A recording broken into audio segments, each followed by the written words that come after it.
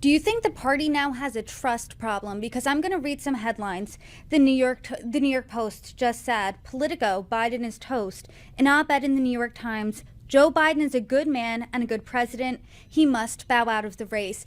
And there has been this sense, if you log on to social media, if you turn on any channel of the news, of panic amongst Democrats. I talked to a lifelong Democratic voter last night, and they were surprised at the debate. They said they were a Hillary voter, they were a Biden voter, and they said, I can't vote for Trump, but in good conscience, I cannot vote for Joe Biden. I'm going to be meeting with a group of senior Democrats in Illinois. So these are true blue people later today. And I expect to hear a lot of that. Um, but they now face a real problem. I think your quote from Gavin Newsom is very interesting.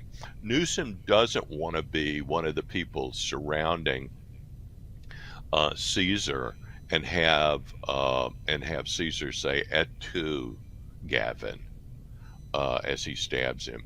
Gavin wants to be seen as somebody who is an heir apparent.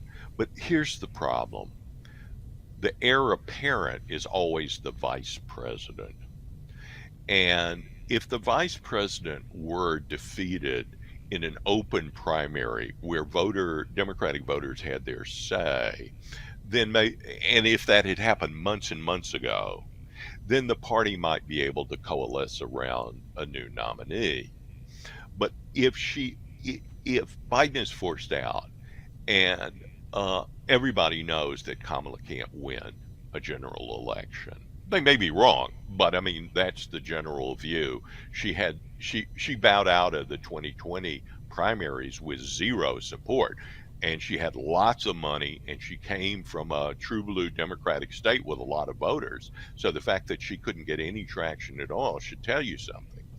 But if they force her out, they insult one of the key constituencies in the party, which is black voters, and especially black women voters who they count on. Those voters won't vote for Trump, but they won't come out to the polls at all. And this is a party that has played identity politics to the hilt for decades, and now they're stuck with the results. So they've got a real problem.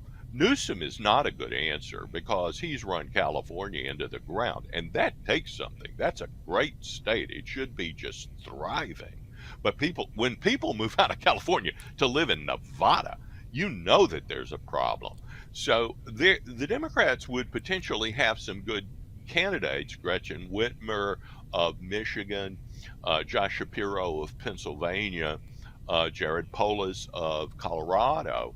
But again, there's this giant roadblock in the form of Kamala and in the form of timing. And there are no party leaders who can just go to Joe Biden and say, step out, unless Joe himself just sees that it's all collapsing around him.